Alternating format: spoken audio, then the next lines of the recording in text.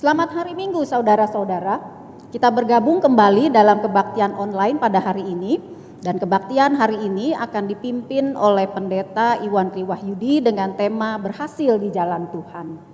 Kita berterima kasih untuk setiap orang yang terlibat di dalam ibadah hari ini. Marilah kita meneduhkan hati dan pikiran kita untuk memasuki ibadah pada hari ini.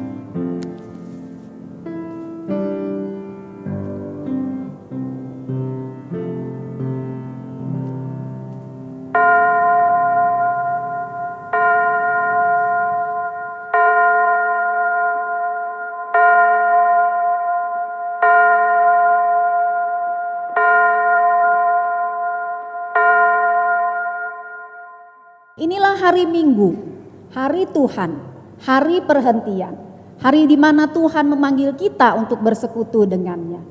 Marilah kita datang kepada Tuhan dengan hati yang penuh bersyukur. Mari kita nyanyikan, inilah hari Minggu. Inilah hari Minggu, hari Tuhan yang kudus.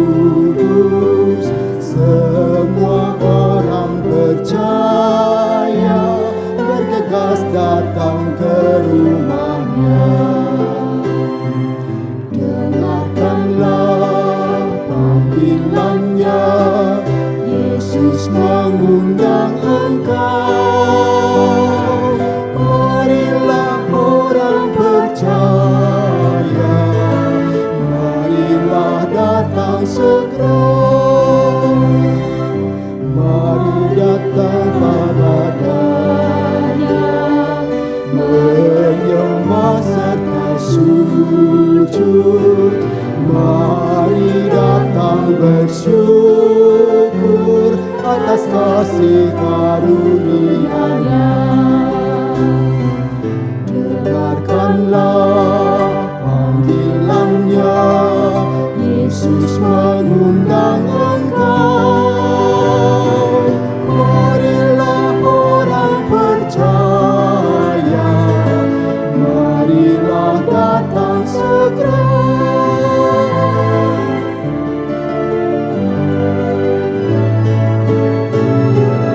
Biarlah firman Tuhan membentuk hidup kita, menyatakan kasih-Nya ke seluruh penjuru dunia. Dengarkanlah panggilannya, Yesus mengundang engkau. Marilah orang percaya, marilah datang segera.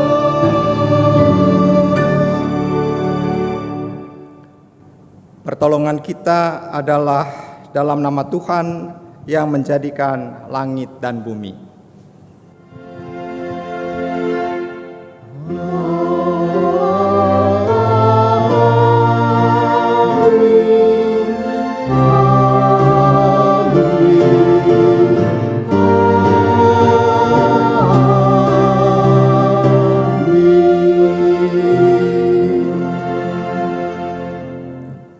Tuhan beserta saudara. Dan beserta saudara juga. Saudara-saudara, Tema kebaktian hari ini ialah berhasil di jalan Tuhan. Setiap orang tentu ingin sukses. Kita ingin apa yang kita lakukan berhasil.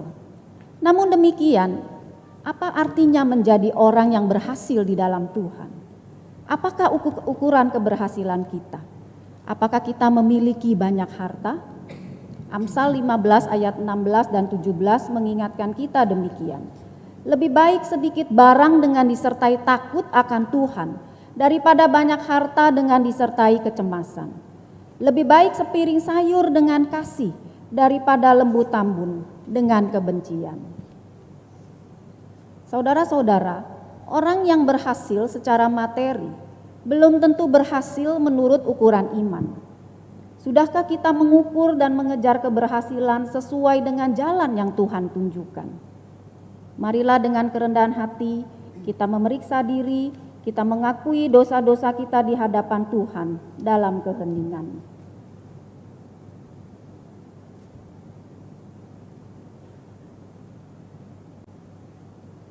Bapa yang pengasih, kami bersyukur kepadamu atas pemeliharaanmu. Tidak selalu kami mendapatkan apa yang kami mau, tetapi Engkau selalu menyediakan apa yang cukup bagi kami, makanan kami yang secukupnya. Ampunilah kami jika kadang kami gagal untuk mencukupkan diri dengan apa yang ada. Ketika kami mengejar keberhasilan materi sedemikian rupa, sampai menelantarkan apa yang lebih penting untuk diperjuangkan, yakni relasi yang hangat dengan keluarga dan sesama, hati yang bersih dan juga perilaku yang jujur. Tuhan, ampunilah kami dari dosa dan pelanggaran kami. Kiranya Roh Kudus mengajar kami agar bisa menjadi orang yang berhasil di jalan Tuhan, berhasil mencapai apa yang Tuhan kehendaki untuk terjadi di dalam hidup kami. Di dalam nama Tuhan Yesus kami memohon. Amin. Saudara-saudara, berita anugerah tersedia bagi tiap orang yang mau mengaku dosanya dan memperbaharui diri. Bagi mereka yang mau berpegang pada firman Tuhan, dalam Mazmur 32 ayat 1 dan 5 tertulis demikian. Berbahagialah orang yang diampuni pelanggarannya, yang dosanya ditutupi. Dosaku kuberitahukan kepadamu, dan kesalahanku tidaklah kusembunyikan. Aku berkata, aku akan mengaku kepada Tuhan pelanggaran-pelanggaranku, dan Engkau mengampuni kesalahan karena dosaku. Di dalam Kristus engkau telah diampuni. Di dalam Kristus engkau pun telah diampuni.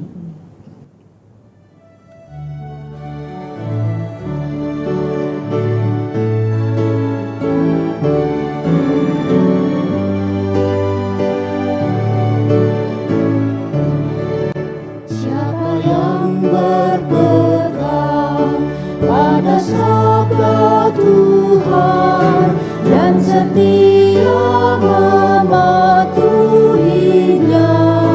hidupnya mulia dalam cahaya Bapa, bersekutu dengan Tuhannya. Percayalah dan pegang sabdanya, hidupmu dalam Yesus sungguh bahagia. Bila kita sedih, hidup kita perih, Tuhan mau berperan dalamnya. Dia selalu dekat dan menjamin berkat bagi yang berpegang padanya.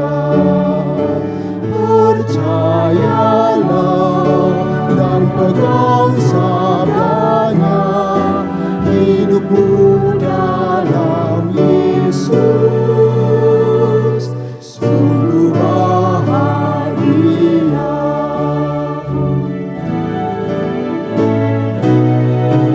Oh, betapa senang hidup dalam terang, beserta Tuhan di jalannya.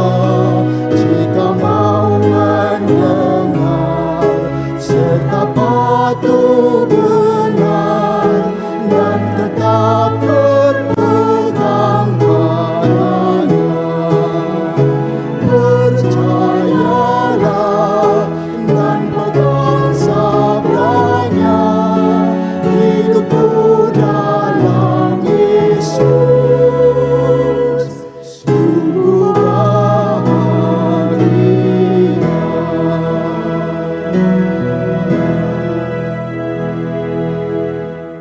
Saudara-saudara yang dikasihi Tuhan, sebelum kita bersama-sama membaca dan merenungkan firman Tuhan, mari kita satu di dalam doa. Sebagaimana pujian yang kami naikkan kepadamu ya Tuhan, percayalah dan pegang sabdanya, hidupmu dalam Yesus sungguh bahagia. Kami mengamini dan mengimaninya. Ketika kami percaya kepada Tuhan Yesus dan hidup di dalam firman-Nya, maka kami pun akan berbahagia. Oleh sebab itu Tuhan, ketika pada saat ini Engkau hendak menyapa kami dengan sabda-Mu, maka biarlah kiranya Engkau juga yang menolong kami, Roh Kudus yang menerangi hati dan pikiran kami, sehingga melaluinya kami bukan saja mengerti, tetapi juga kami dapat hidup seturut dengan kehendak-Mu. Tuhan, bersabdalah, kami sedia untuk mendengarkannya, dan di dalam pertolongan Roh Kudus kami dimampukan untuk melakukannya. Kami berdoa dan bersyukur di dalam nama Kristus, firman yang hidup. Amin. Bacaan pertama menurut Mika 3 ayat 5 sampai dengan 12. Beginilah firman Tuhan terhadap para nabi yang menyesatkan bangsaku, yang apabila mereka mendapat sesuatu untuk dikunyah, maka mereka menyerukan damai. Tetapi terhadap orang yang tidak memberikan sesuatu ke dalam mulut mereka, maka mereka menyatakan perang. Sebab itu hari akan menjadi malam bagimu tanpa penglihatan, dan menjadi gelap bagimu tanpa tenungan. Matahari akan terbenam bagi para nabi itu, dan hari menjadi hitam suram bagi mereka. Para pelihat akan mendapat malu, dan tukang-tukang tenun akan tersipu-sipu. Mereka sekalian akan menutupi mukanya, sebab tidak ada jawab daripada Allah. Tetapi aku ini penuh dengan kekuatan, dengan roh Tuhan, dengan keadilan dan keperkasaan, untuk memberitakan kepada Yakub pelanggarannya dan kepada Israel dosanya. Baiklah, dengarkanlah ini, hai para kepala kaum Yakub dan para pemimpin kaum Israel. Hai kamu yang muak terhadap keadilan dan yang membengkokkan segala yang lurus. Hai kamu yang mendirikan Sion dengan darah dan Yerusalem dengan kelaliman.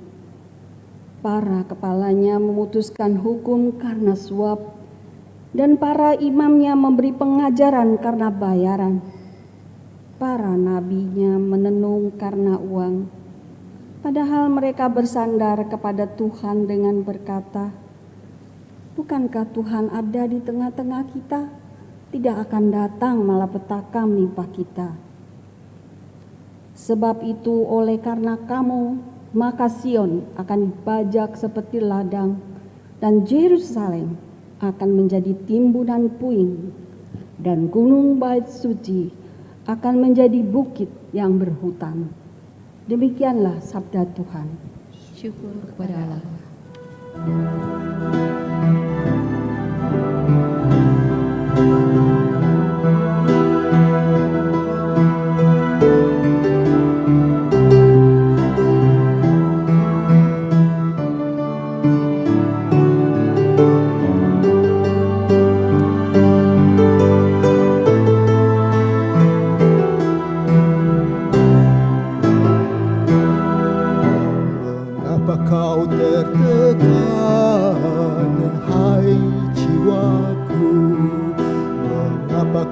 gelisah dalam diriku. Berharaplah kepada Allah, bersyukur lagi kepadanya, penolongku, penolongku dan Allahku.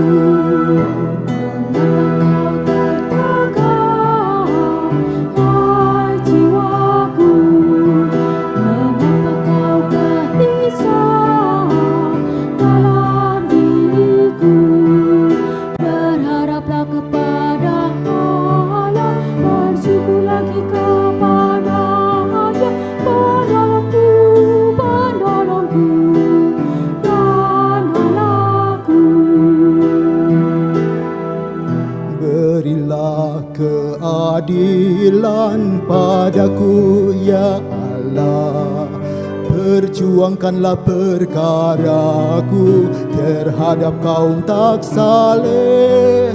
Luputkan aku ya Tuhan dari orang penipu, luputkan aku dari orang curang.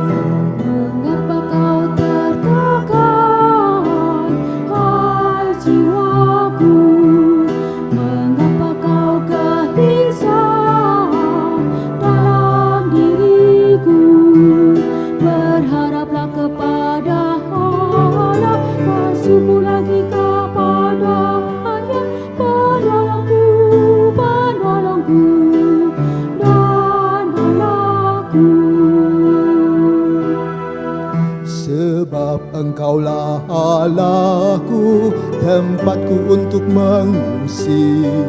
Mengapa kau membuang aku ya Allah? Mengapa aku harus hidup dengan berkabung dalam impitan musuh-musuh? Mengapa kau tertekan, hai jiwaku? Mengapa kau gelisah dalam diriku? Berharaplah kepada Allah, bersyukur lagi kepada Allah, penolongku, penolongku dan Allahku. Suruh terangmu datang supaya aku dituntun, dibawa ke gunungmu yang kudus, ke tempat kediamanmu. Maka pergi ke Mezbah menghadap Engkau ya Allah, bersyukur dengan kecapi sukacita. Mengapa kau tertekan, hai jiwaku? Mengapa kau gelisah dalam diriku? Berharaplah kepada Allah, bersyukur lagi kepada Allah, penolongku, penolongku dan Allahku. Bacaan kedua menurut 1 Tesalonika 2 ayat 9 sampai dengan 13. Sebab kamu masih ingat saudara-saudara akan usaha dan jerih lelah kami, sementara kami bekerja siang malam, supaya jangan menjadi beban bagi siapapun juga di antara kamu. Kami memberitakan Injil Allah kepada kamu. Kamu adalah saksi. Demikian juga Allah, betapa saleh, adil dan tak bercacatnya kami berlaku di antara kamu yang percaya. Kamu tahu betapa kami seperti bapa terhadap anak-anaknya, telah menasehati kamu dan menguatkan hatimu seorang demi seorang, dan meminta dengan sangat supaya kamu hidup sesuai dengan kehendak Allah yang memanggil kamu ke dalam kerajaan dan kemuliaan. Dan karena itulah kami tidak putus-putusnya mengucap syukur juga kepada Allah, sebab kamu telah menerima firman Allah yang kami beritakan itu bukan sebagai perkataan manusia, tetapi dan memang sungguh-sungguh demikian, sebagai firman Allah yang bekerja juga di dalam kamu yang percaya. Demikianlah sabda Tuhan. Syukur pada Allah. Injil Tuhan kita Yesus Kristus menurut Matius 23 ayat 1 sampai dengan 12. Maka berkatalah Yesus kepada orang banyak dan kepada murid-muridnya, katanya, ahli-ahli Taurat dan orang-orang Farisi telah menduduki kursi Musa. Sebab itu, turutilah dan lakukanlah segala sesuatu yang mereka ajarkan kepadamu. Tetapi janganlah kamu turuti perbuatan-perbuatan mereka, karena mereka mengajarkannya tetapi tidak melakukannya. Mereka mengikat beban-beban berat lalu meletakkannya di atas bahu orang, tetapi mereka sendiri tidak mau menyentuhnya. Semua pekerjaan yang mereka lakukan hanya dimaksud supaya dilihat orang. Mereka memakai tali sembahyang yang lebar dan jumbai yang panjang. Mereka suka duduk di tempat terhormat dalam perjamuan dan di tempat terdepan di rumah ibadat. Mereka suka menerima penghormatan di pasar dan suka dipanggil rabi. Tetapi kamu, janganlah kamu disebut rabi, karena hanya satu rabimu, dan kamu semua adalah saudara. Dan janganlah kamu menyebut siapapun Bapa di bumi ini, karena hanya satu Bapamu, yaitu Dia yang di surga. Janganlah pula kamu disebut pemimpin, karena hanya satu pemimpinmu, yaitu Mesias. Barang siapa terbesar di antara kamu, hendaklah ia menjadi pelayanmu. Dan barang siapa meninggikan diri, ia akan direndahkan, dan barang siapa merendahkan diri, ia akan ditinggikan. Demikianlah Injil Yesus Kristus. Berbahagialah mereka yang mendengarkan firman Tuhan dan yang memeliharanya.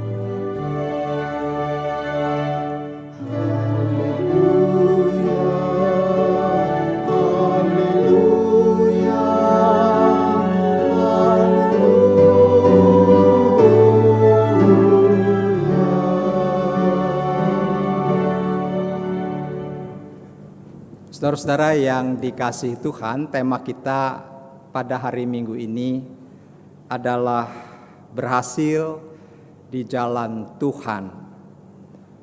Saudara-saudara, kalau kita berbicara tentang arti atau pemahaman tentang suatu keberhasilan, maka saudara-saudara banyak orang yang mempunyai ukuran ataupun mempunyai standar tentang keberhasilan itu sendiri.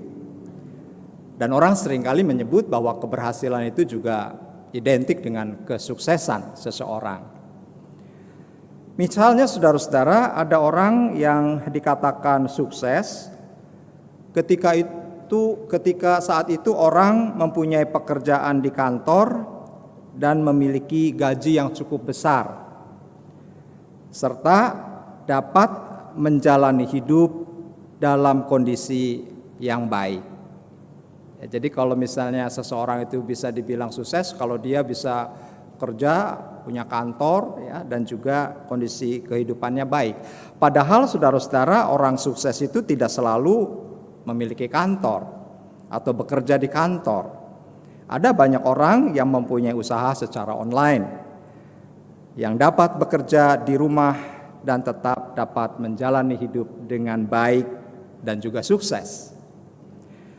Contoh lain saudara-saudara, kalau kita bicara tentang kesuksesan adalah ada orang yang gajinya tidak besar, mungkin boleh dibilang pas-pasan, tetapi dia bisa dibilang sukses karena dia dapat menyekolahkan anak-anaknya, bahkan anak-anaknya dapat kuliah di universitas yang bergengsi, yang ternama dengan jalur beasiswa, walaupun secara finansial keluarga ini terbatas. Artinya apa saudara? Kesuksesan atau keberhasilan seseorang tidak selalu diukur dari sudut pandang materi. Saudara-saudara, yang menarik ada beberapa ungkapan tentang kesuksesan yang tidak selalu dikaitkan dengan materi, yang tidak selalu dikaitkan dengan kekayaan ataupun kedudukan dan pangkat seseorang. Nah, saya mengutip beberapa pendapat tentang keberhasilan atau kesuksesan. Dikatakan oleh Robert J. Lumsden, seorang penulis dari Amerika Serikat, dia berkata begini: standar terbaik untuk mengukur keberhasilan Anda dalam kehidupan adalah dengan menghitung jumlah orang yang telah Anda buat bahagia. Jadi buat Robert, kalau toh misalnya kita bisa membahagiakan orang, itu adalah juga sebuah kesuksesan.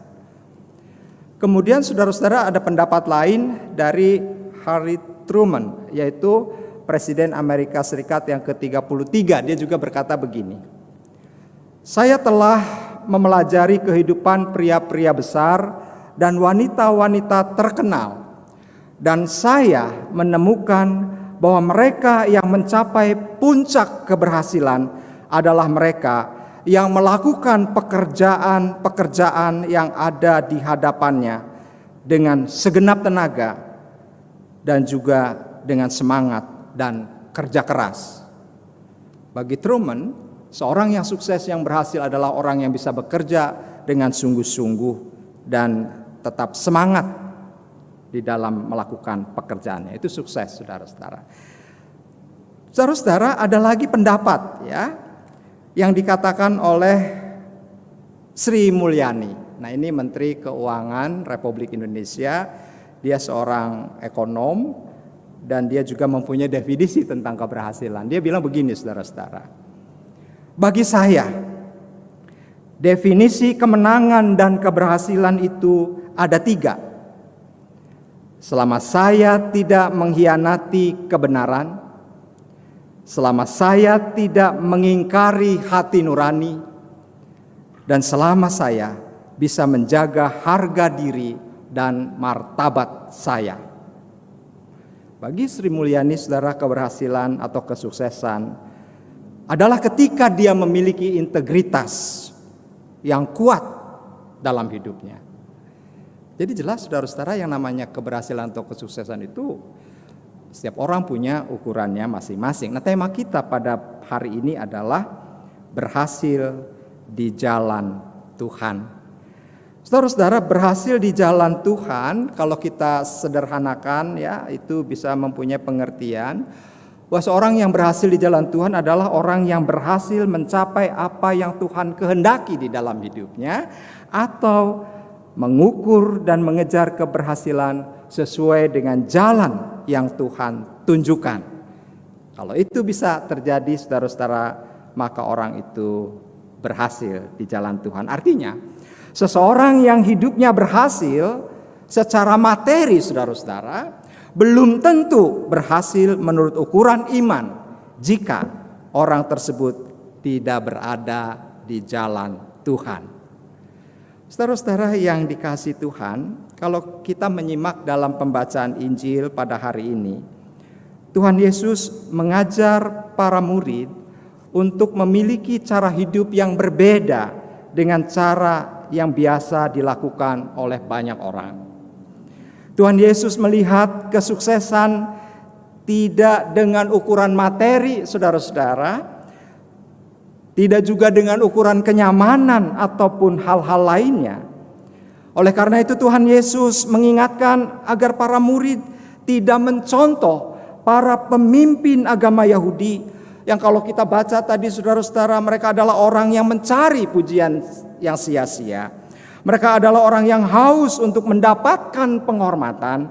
Mereka juga adalah orang yang menunjukkan kesalehan yang salah dengan hidup, mana mereka berdoa di pinggir-pinggir jalan. Dan kalau mereka duduk di rumah ibadah, maka saudara mereka mengambil posisi yang paling depan, show off, menunjukkan bahwa mereka adalah orang-orang yang terpandang sebagai pemimpin. Dan saudara-saudara dikatakan juga di dalam Injil bahwa pakaian mereka, yaitu pakaian jabatan mereka pun saudara-saudara dibuat sedemikian rupa sehingga menarik perhatian banyak orang.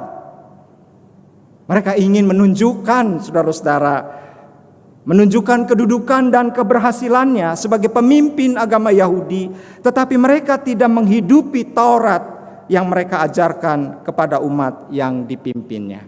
Itulah yang menjadi kritik Tuhan Yesus terhadap para pemimpin Yahudi ini. Mereka tidak berada di jalan Tuhan, saudara-saudara, dan mereka adalah contoh dari orang yang tidak berhasil di jalan Tuhan, karena sekali lagi mereka tidak menghidupi firman, tidak menghidupi Taurat itu, tetapi mereka hanya tahu mengajarkannya, tetapi tidak melakukannya. Nah, saudara-saudara yang dikasihi Tuhan, apa yang harus kita lakukan agar hidup kita berhasil di jalan Tuhan? Agar hidup kita mencapai tujuan yang Tuhan kehendaki, saudara-saudara, sebagai orang beriman. Setidaknya ada 3 hal yang bisa kita renungkan agar kita menjadi orang-orang yang berhasil, bukan dari segi materi, tetapi berhasil hidup di jalan Tuhan. Yang pertama adalah kita tidak terlena dengan penghormatan dari orang lain. Saudara-saudara, kebutuhan emosional manusia adalah butuh untuk dihargai. Dan banyak orang jatuh, saudara-saudara, karena mencari penghargaan itu dan pada akhirnya ingin mendapatkan penghormatan. Tetapi Injil ingin mengajarkan kepada kita bahwa kita tidak boleh terlena dengan penghormatan dari orang lain.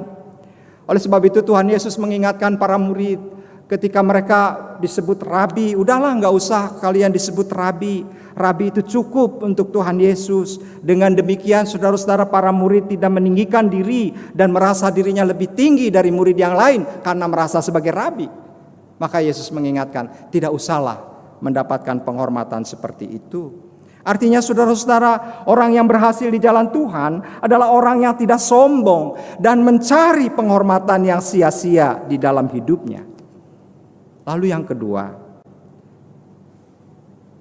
jika kita ingin berhasil di jalan Tuhan, maka saudara-saudara kita dipanggil agar kita tidak menggantungkan hidup kita kepada siapapun selain kepada Bapa di surga. Jadi orang yang berhasil di jalan Tuhan, saudara-saudara, adalah orang yang mengandalkan hidupnya kepada Bapa Sang Pencipta dan Pemelihara kehidupan. Tidak juga mengandalkan hidupnya kepada dirinya sendiri, kepada kekuatannya sendiri, ataupun apapun yang mereka andalkan. Orang yang berhasil di jalan Tuhan adalah orang yang selalu mengandalkan hidupnya kepada Tuhan. Saudara-saudara, saya pernah punya suatu kesempatan yang mana saya bertemu dengan seorang pemuda, dan peristiwa itu sudah mungkin hampir 30 tahun yang lalu, tapi saya tidak pernah lupa. Mungkin kalau saya udah dikubur atau dikremasi juga mungkin masih ingat itu, saudara-saudara ya. Karena saya memang terkaget-kaget dengan anak muda ini. Dia bilang begini, dia kuliah di sebuah universitas ternama, ya. Dia lulus, kemudian setelah lulus dia juga bisa langsung mendapatkan pekerjaan dengan posisi yang baik. Sementara teman-temannya ya lulus pun banyak yang belum bisa mendapatkan pekerjaan dengan cepat seperti dia. Nah, dalam obrolan itu dia bilang begini, saudara, sama saya. Kalau saya berhasil, Dan saya lulus dari universitas ternama, negeri dan ternama di Indonesia. Kemudian saya juga setelah lulus langsung bisa bekerja dan mendapatkan posisi yang baik. Itu karena memang saya pinter, dia bilang gitu. Jadi bukan karena Tuhan, karena memang saya pinter, saya pandai, dan saya bisa ya melewati apa yang menjadi tantangan, lalu saya bisa sukses seperti itu. Nah itu saudara, sampai hari ini saya nggak pernah lupa bahwa ada orang yang mengandalkan kepada kekuatannya sendiri, ada orang yang mengklaim bahwa semuanya itu adalah terjadi karena kekuatannya sendiri, tetapi firman Tuhan mengatakan, kalau engkau ingin berhasil di jalan Tuhan, maka yang kau andalkan adalah Bapamu yang di surga, Sang Pencipta dan Pemelihara hidupmu, bukan dirimu dan juga bukan apapun, termasuk orang yang mungkin kita andalkan di dalam hidup kita. Lalu yang ketiga saudara, jika kita ingin berhasil di jalan Tuhan, maka kita dipanggil agar kita hidup dalam kerendahan hati. Matius 23 ayat 11 mengatakan, barang siapa terbesar di antara kamu, hendaklah ia menjadi pelayanmu. Saudara-saudara, pelayan adalah gambaran kerendahan hati. Pelayan selalu memikirkan kepentingan orang lain yang dilayaninya daripada kepentingan dirinya sendiri. Coba saudara-saudara, kalau kita perhatikan seorang pelayan itu kan hidupnya buat orang lain, buat yang dilayani saudara. Mungkin dari 24 jam dia punya waktu. Dia punya waktu hanya untuk istirahat barangkali. Selebihnya ya memang dia hidup untuk melayani tuannya, melayani orang yang memang harus dia layani sebagai panggilannya. Dan saudara-saudara, bukankah itu juga yang dilakukan oleh Tuhan Yesus? Di mana Yesus datang bukan untuk dilayani tetapi untuk melayani. Hampir 24 jam Yesus begitu sibuk melayani banyak orang, menyembuhkan orang, dan berjumpa dengan banyak orang yang membutuhkan penguatan dan juga membutuhkan Injil, berita sukacita dari Tuhan Yesus. Saudara-saudara, itulah juga yang dilakukan oleh Rasul Paulus. Rasul Paulus di dalam pelayanannya saudara-saudara, pada waktu itu dia menempatkan dirinya sebagai seorang pelayan Tuhan, sebagai hamba Tuhan. Kalau kita pikir saudara-saudara, sebagaimana kita temukan dalam pembacaan di surat Tesalonika, Paulus bisa saja menerima penghormatan dan bersikap sombong karena sudah berhasil mendirikan jemaat. Saudara-saudara, Paulus adalah seorang rasul yang tidak langsung bersama dengan Yesus seperti 12 murid lainnya. Tapi pekabaran Injil yang dilakukan oleh Paulus membuat banyak jemaat didirikan. Roma, Kolose, Filipi, Efesus. Ada banyak jemaat saudara didirikan.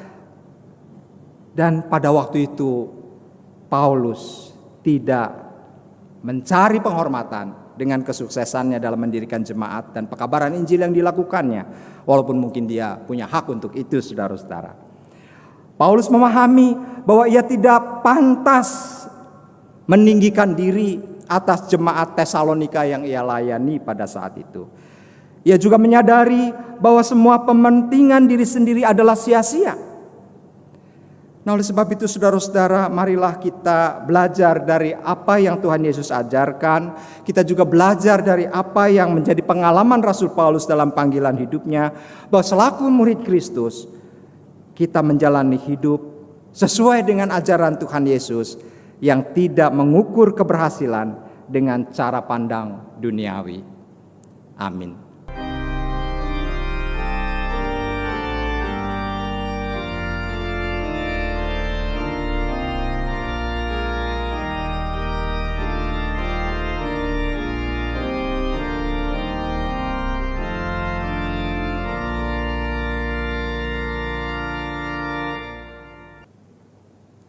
Marilah kita bersama dengan umat Allah di masa lalu, masa kini, dan masa depan, mengingat janji baptisan kita dengan mengikrarkan pengakuan Imam Rasuli.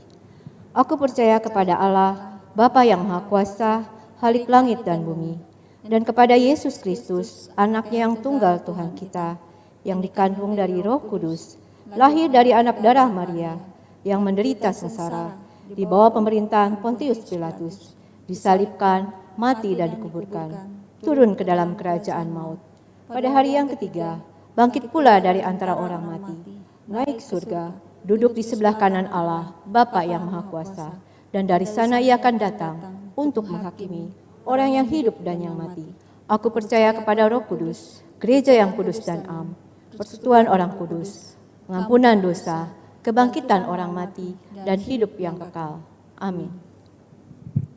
Saudara-saudara, mari kita menaikkan doa syafaat. Mari kita satu di dalam doa. Terima kasih ya Tuhan untuk firman yang telah meneguhkan kami semua bahwa di tengah berbagai tawaran dunia tentang keberhasilan dan kesuksesan, maka ada hal lain yang seringkali dilupakan, bahwa kami pun dapat mencapai keberhasilan di jalan Tuhan. Dan biarlah firman yang sudah kami baca dan kami renungkan pada saat ini juga terus menginspirasi kehidupan kami, sehingga kami menjadi para pengikut Tuhan yang selalu ada di jalan Tuhan, yang selalu melakukan apa yang menjadi kehendak Tuhan dan menyenangkan hati Tuhan, sehingga melalui semua itu kami juga berhasil di jalan Tuhan di tengah berbagai tawaran dunia ini yang seringkali menyesatkan. Terima kasih Tuhan, dan pada saat ini kami berdoa bagi saudara-saudara kami yang sedang menghadapi berbagai pergumulan, baik pergumulan rumah tangga, pergumulan pekerjaan, maupun juga pergumulan oleh karena situasi akibat dari pandemi COVID-19 ini. Kami tahu ada banyak orang yang mengalami kesulitan secara ekonomi, yang kehilangan pekerjaan, yang kehilangan peluang untuk melakukan usaha dan bisnis tertentu, dan yang tidak memungkinkan mereka dapat bertahan di dalam mengelola bisnisnya karena situasi yang ada.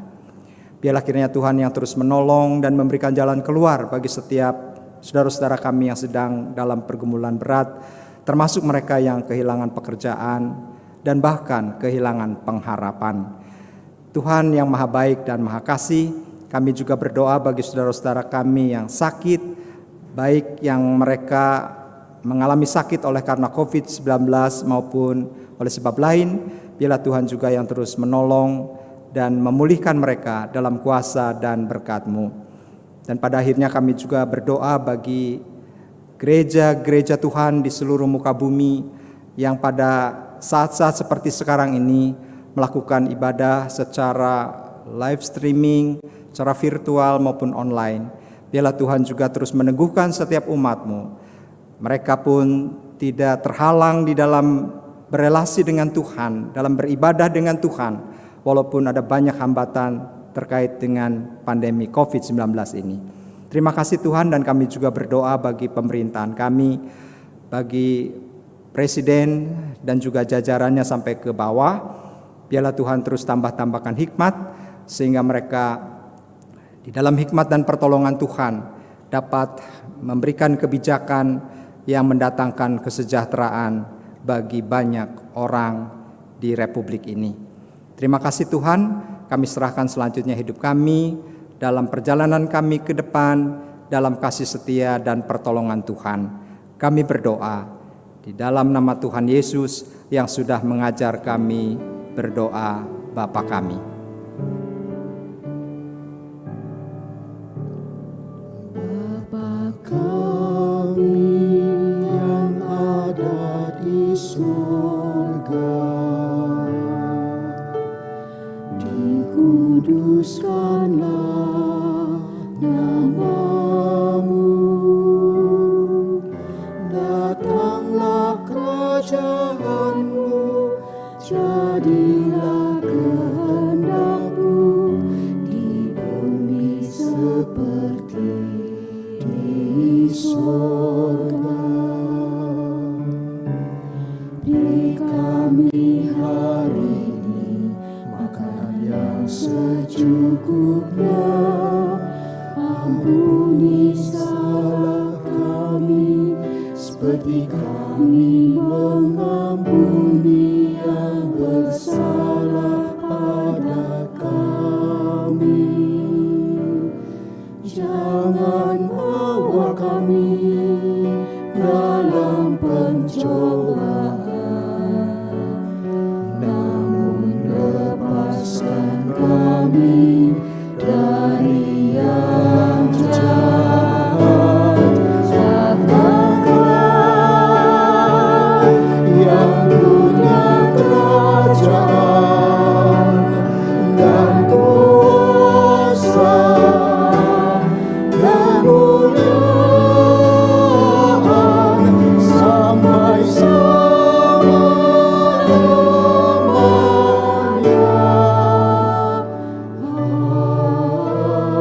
Amin.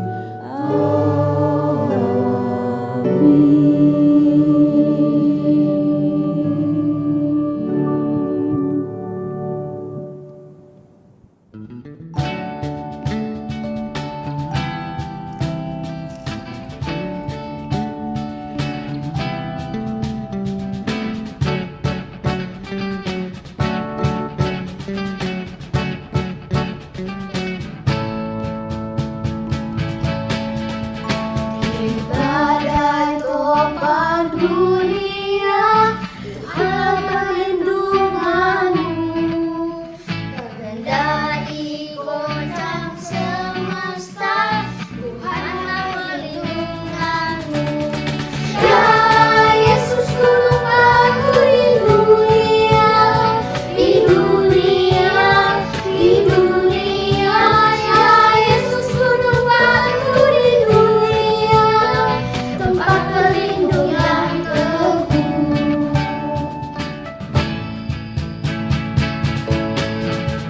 Baik siang maupun malam, Tuhanlah perlindunganmu.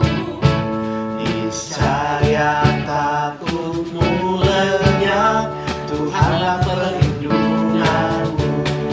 Ya Yesus lembahku di dunia, di dunia, di dunia.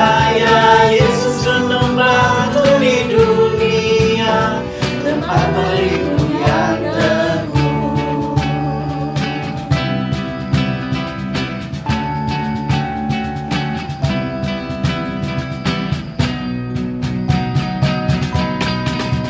Dan biar badai menyerang, Tuhanlah perlindunganmu. Badai yang kau tetap genggam, Tuhanlah perlindunganmu. Ya Yesus lembahku di dunia, di dunia, di dunia. Ya Yesus lembahku di dunia, tempat berlindung yang teguh. Ya Yesus lembahku di dunia, di dunia, di dunia. Ya Yesus lembahku di dunia, tempat berlindung yang teguh.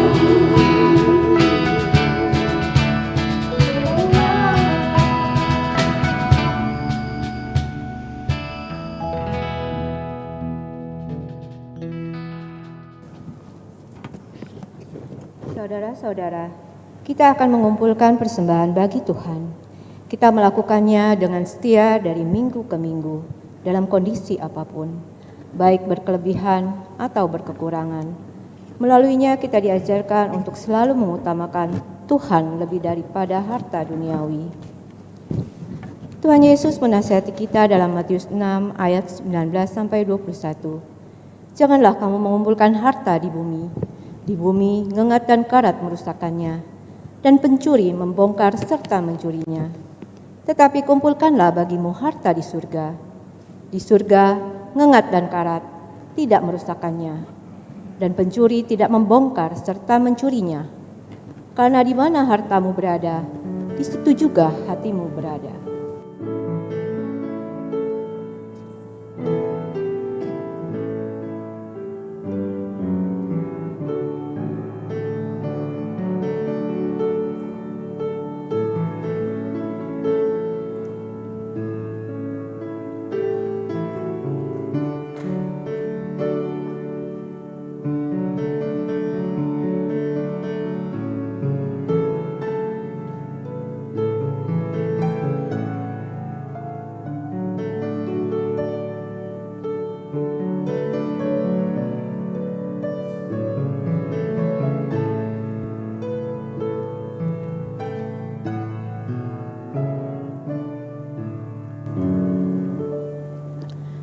kita berdoa. Allah Bapa kami yang bertata dalam kerajaan surga, terima kasih kami ucapkan karena Engkau telah memberi kami kesempatan untuk beribadah walaupun hanya online. Terima kasih atas firman yang telah disampaikan oleh hamba-Mu, kiranya dapat tumbuh dan berbuah di hati kami. Terima kasih juga kalau pada hari ini Engkau memberikan kesempatan pada kami untuk memberikan persembahan yang asalnya daripada-Mu juga. Kiranya Engkau memberkati persembahan ini, dan kiranya persembahan ini dapat berguna untuk pelayanan pekerjaan Tuhan di tempat ini, sehingga nama-Mu saja yang dipuji dan dimuliakan. Dan Kau berikan hikmat kepada orang-orang yang mengelolanya. Ajar kami juga ya Tuhan untuk bersyukur dalam segala hal dan dalam mempersembahkan hidup kami kepadamu. Terima kasih ya Tuhan, inilah doa kami. Di dalam nama Tuhan Yesus Kristus kami berdoa dan mengucap syukur. Amin. Saudara-saudara, marilah kita melanjutkan hidup dengan tekad untuk menjadi pribadi yang berhasil di jalan Tuhan. Mari kita pakai waktu yang ada di depan bukan hanya untuk sibuk mengumpulkan harta, tetapi juga sibuk mengasihi Tuhan dan sesama, menabur kasih dimanapun Tuhan menempatkan kita.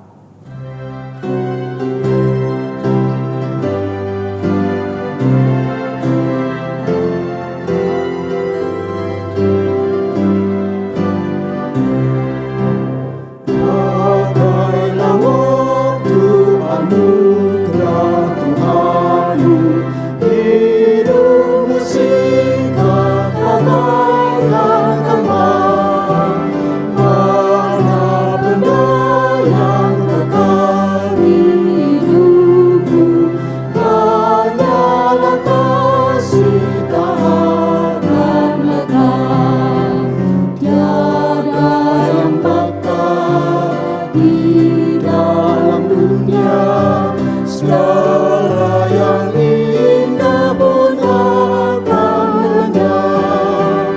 Namun kasih-Mu demi Tuhan Yesus sungguh bernilai dan tidak tetap. Janganlah sia-siakan waktumu, hibur dan tolonglah yang berhalu. Biarlah lampu-Mu terus bercahaya, muliakanlah Tuhan di hidupmu. Tiada yang bakal di dalam dunia, segala yang indah pun akan lenyap. Namun kasih-Mu demi Tuhan Yesus sungguh bernilai dan tinggal tetap.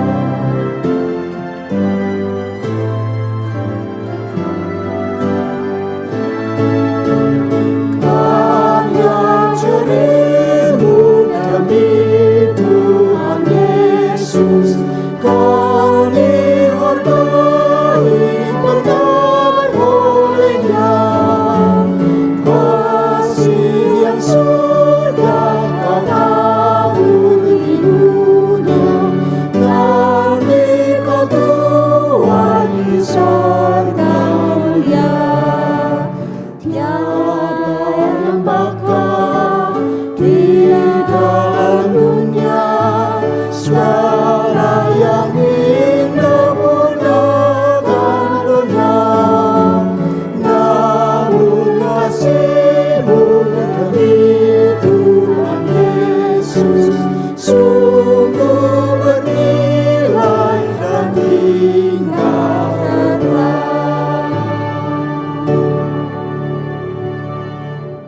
Saudara-saudara, arahkanlah hatimu kepada Tuhan. Kami Mengarahkan hati kami kepada Tuhan. Jadilah saksi Kristus. Syukur kepada Allah, Terpujilah Tuhan. kini dan selamanya.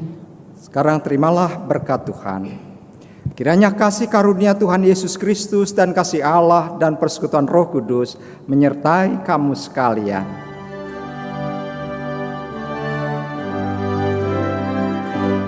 Haleluya.